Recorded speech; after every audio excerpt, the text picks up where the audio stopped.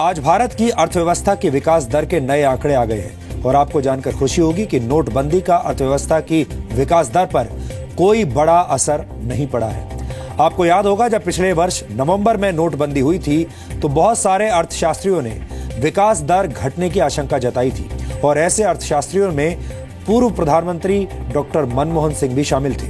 लेकिन आज अक्टूबर 2016 से दिसंबर 2016 तक के क्वार्टर के जो आंकड़े आए हैं उनके मुताबिक भारत की अर्थव्यवस्था ने 7% की दर से तरक्की की है। ये दर जुलाई 2016 से सितंबर 2016 के दौरान रिकॉर्ड की गई ग्रोथ रेट से थोड़ी कम है।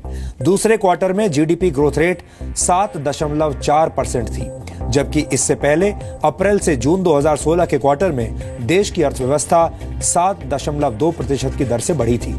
खास बात यह है कि जीडीपी के ताजा आंकड़ों के मुताबिक नोटबंदी के दौरान कृषि के क्षेत्र में बढ़त दर्ज की गई है। कुछ अंतर्राष्ट्रीय संगठन ऐसा अनुमान जताया था कि नोटबंदी की वजह से जीडीपी की विकास दर 6.1% तक घट सकती है, लेकिन ऐसा हुआ नहीं।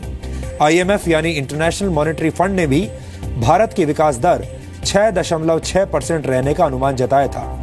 ये सारे अनुमान नोटबंदी की वजह से ही लगाए गए थे, लेकिन नोटबंदी का भारत की अर्थव्यवस्था पर बड़ा असर नहीं हुआ।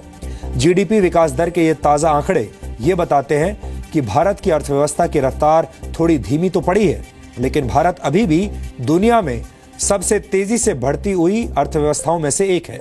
इसी क्वार्टर में चीन की अर्थव्यवस्था 6.8% की दर से बढ़ी है, यानी नोटबंदी के बावजूद ग्रोथ रेट के मामले में भारत अब भी चीन से आगे है।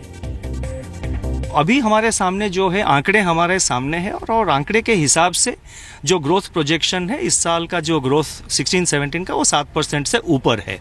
और जहां तक डिमोनेटाइजेशन का सवाल है, डिमोनेटाइजेशन का जितना हद तक लोग मतलब कह रहे थे कि डिमोनेटाइजेशन का नेगेटिव इम्पैक्ट आएगा जीडीपी के ऊपर, उस तरह का कोई नेगेटिव इम्पैक्ट नहीं है।